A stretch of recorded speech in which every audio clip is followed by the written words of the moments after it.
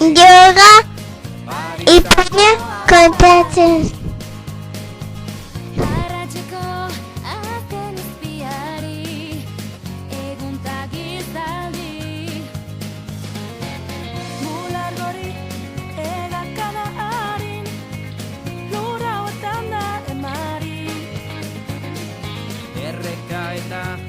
Ibai zabalaren itxasoaren egarri lau haizetara Ipuñak irakurritu.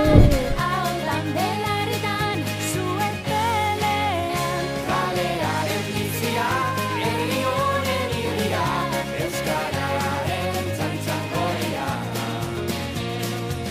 haizearen magaleunean edatu da oiua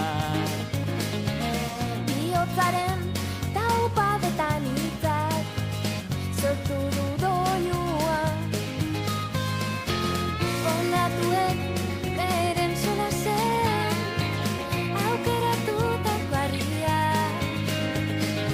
denboran zehar dute jolasean eten ez da dinaria lau haizetara egan bera da binailean ahotan belarritan zuen belean kalearen bizia herri honen irria euskararen txantxangoria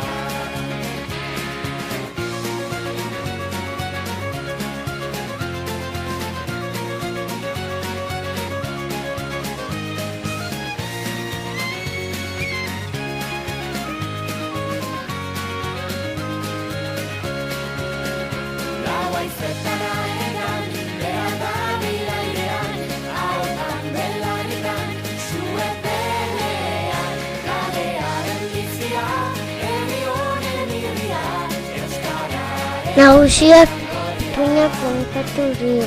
haizetara